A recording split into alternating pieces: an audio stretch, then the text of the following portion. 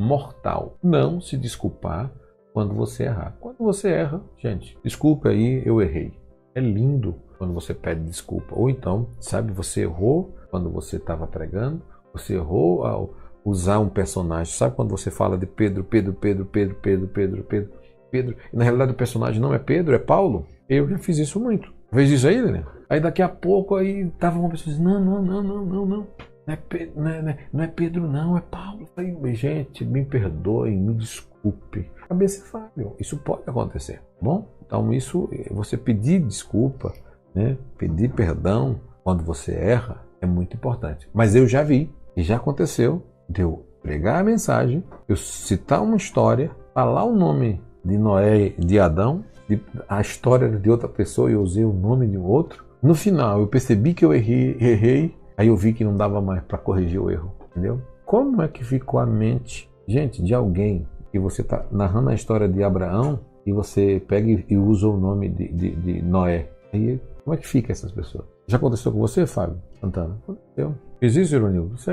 Então, isso é um erro que você tem que entender que se errar, pode pedir desculpa, pode pedir perdão e começa novamente. Vamos lá? O sexto erro mortal da nossa aula de hoje, de 9 erros, é você chegar atrasado, sabe? E no culto, chegar atrasado para você pregar e você se comportar como se nada tivesse acontecido. É muito ruim, gente. Você chega atrasado, é como se nada tivesse acontecido. Não aconteceu nada. Nada. Chega atrasado. Acontece sempre. Por exemplo, eu moro em São Paulo. Quando vou para a Zona Leste, Zona Oeste, atravessar, você atravessa 2 horas, 3 horas de viagem, dependendo. Quando eu chego atrasado, eu vou ali com misericórdia, com a cabeça baixa, converso com o pastor como é que foi alguma coisa, sabe? Preocupado. Mas tem gente não, que chega, eu estou atrasado porque é o padrão de chegar atrasado, porque eu sou 5 estrelas. Não, né? Você quando chegar atrasado, você tem que se comportar como um atrasado. Tem que ficar preocupado. Realmente, todo mundo já está ali, já cantou, já iniciou, e assim sucessivamente, tá bom? Então, se chegar atrasado e se comportar como se não tivesse chegado é muito ruim. Você tem que ficar preocupado, tem que ficar... Não é que você tem que demonstrar, tá? Mas você tem que se comportar como atrasado. Não adianta usar o teatro ou a experiência e não engana, tá bom? Agora também chegou atrasado, não vai pedir desculpa na hora que assumir. Vinícius Moreira está falando aqui, pedir perdão mostra que Deus trabalha com seres imperfeitos para ministrar sobre aquele que é perfeito. Vinícius, está coberto de razão. Eu sigo essa linha, tá bom? Bom, ele tem alguma dificuldade, né, de concentrar na mensagem quando ele vê que algumas pessoas estão não estão prestando atenção na hora que você está falando. Vinícius, eu vou ser sincero para você, eu ministro para todos os públicos e hoje nós temos um problema sério, em que na hora que você começa a ministrar, o pessoal fica com sede, o pessoal quer ir no banheiro. Nós estamos na época da tecnologia, todo mundo tem um celular, as mensagens ficam tocando, não existe esse respeito na hora da pregação. Isso é culpa dos pais, dos ensinadores, minha, tua, e quem assume um trabalho esquece que a primazia de um culto é a pregação da palavra de Deus. Bom, aí você tem essa dificuldade porque não é só você, mas é todos. Eu já tive em lugares que foi tão feio que o pastor pediu para mim parar e falou assim, olha, ele só vai continuar quando vocês pararem de andar, pararem de conversar. Eu agradeci a Deus, sabe por quê? Porque é muito ruim quando você está falando e as pessoas estão andando, tira totalmente a sua concentração. Isso aí você tem que realmente aprender a relevar. Releve isso, tá bom, Vinícius? É a melhor coisa que você tem. E não adianta chamar a atenção de ninguém, não adianta você dizer, ei, olha aqui, sabe?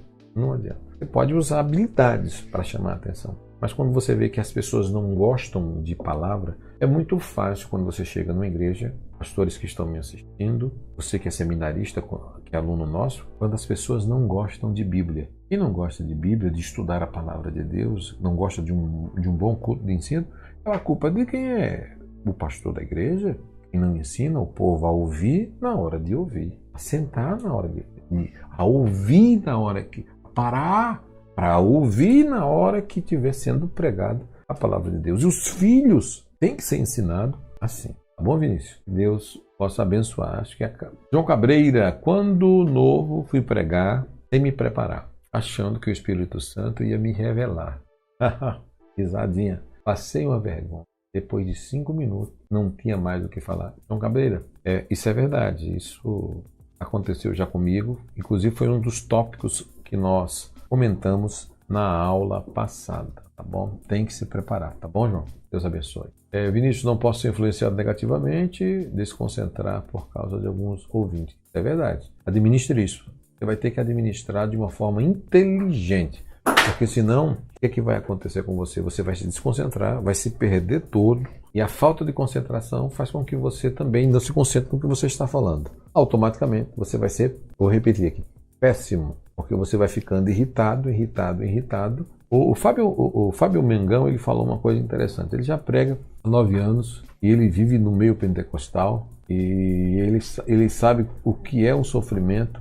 Se você não fizer a igreja pular, falar em língua, se você não conseguir esse estágio, esse nível, ele viveu esse conflito muito tempo. Com certeza você aprendeu, né, meu amigo? Obrigado por entrar, Deus abençoe. Você viveu nesse conflito. Eu também vivi esse conflito, porque eu não só tinha que, muito tempo, que fazer o povo pular, gritar e falar em línguas e chorar e rir ao mesmo tempo. Mas eu pensava que eu tinha que terminar a mensagem todas as vezes e as pessoas estarem pulando em um pé só, independente do que eu tivesse falado. E quando você olha para Jesus, você vê Jesus sempre ensinando e todo mundo entendendo. Gente, se fosse a prostituta ou o rabino, se fosse o aleijado ou o médico, não importava. A mensagem de Jesus era direta para que a pessoa entendesse. Então essas coisas que nós temos que ter em mente.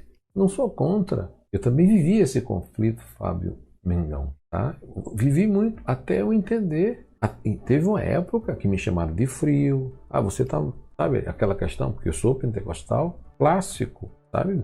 O pentecostal que gosta de estudar, que gosta de Bíblia, que gosta de teologia, que gosta de cavar. Não gosto de conversa furada, de lelelhá, de lero-lero, de pepepé, de reteté, de mimimi, de nenené, Não. Eu gosto das coisas certas, de verdade, nada de enganar. Então eu tenho essa consciência. Mas eu também vivi esse conflito, Fábio. E me libertei. Mas alguns diziam, você está frio, hein? Você está frio, hein? Precisa mais de ajuda. Mas aí o povo, quando eu descia, aí o povo dizia, falou comigo. Aí o povo passava 1, 2, 3, 4 anos, o povo dizia, não esqueça aquela mensagem, hein? Não esqueça aquela mensagem, hein? Não esqueça aquela mensagem. Parei. Não estou pedindo para você parar de pregar por fogo e tal. Eu prego.